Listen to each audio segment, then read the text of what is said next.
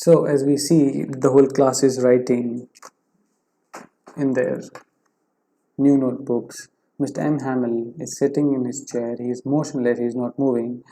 Only his head is moving, and he's trying to gaze at things in the classroom. He's trying to fix that atmosphere of this classroom in his head so that he can remember it, because he has been there for 40 years and now he's having to leave everything in one day and he has to go.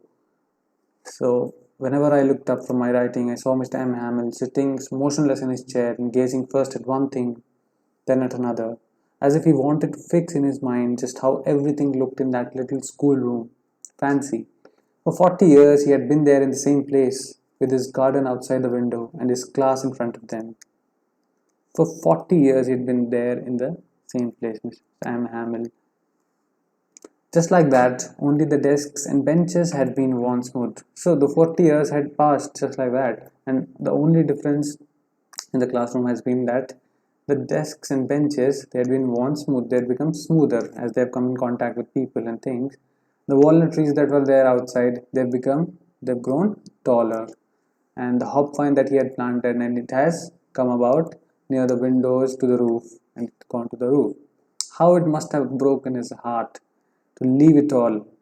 Poor man, to hear his sister moving about in the room above, packing their trunks, for they must leave the country next day. So he's very feeling very sad about. He's continuously referring to him as poor man. How it must have broken his heart to leave it all. But he had the courage to hear every lesson to the very last. After the writing, but he did not give up. He had the courage to teach on that last day as well. The last lesson was not a lesson in, or it was not time wasted. Okay, he gave that last lesson with full conviction. After the writing, we had a lesson in history, and then the babies chanted their Bhabi. This is French alphabets. Okay, French alphabets. So they chanted their French alphabets. Down there at the back of the room, old Hauser had put on his spectacles and, holding his primer, this elementary textbook, in both hands, spelled the letters with them. You could see that he too was crying. Now it has started. Now they have realized that it is the end of the lesson and the end of the last lesson of French that they will have. Now everybody is getting emotional. His voice trembled with emotion, and it was funny to hear him that we all wanted to laugh and cry. So now his voice, since he's crying and still continuously speaking, is full of emotions. So his voice is kind of funny, but so everybody wants to laugh as well, but they want to cry at the same time because they know the reason why he's crying. It is their last lesson. They will never be able to study French again.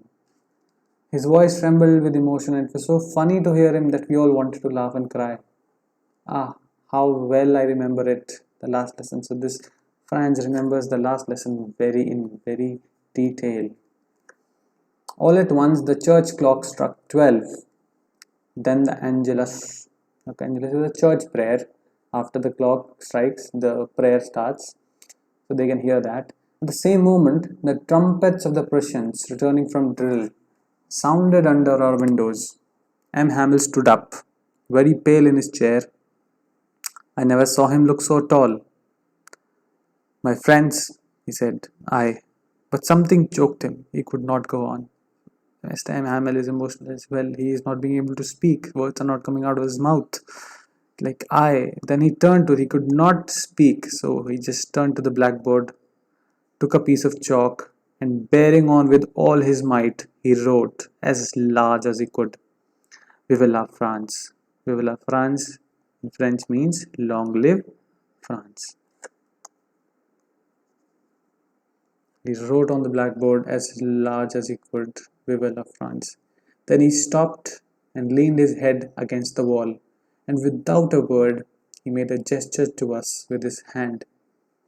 He could not even say that the school is dismissed. He made a gesture that the school is dismissed and you may go with his hand. And that is the end of the chapter. It's a very emotional chapter with an emotional ending. And it tells us how important our language is. And I hope all of you have enjoyed it and you realized how important languages are They're part of our culture and a part of our identity. Now, next we discuss some of the themes, major themes, in the next video.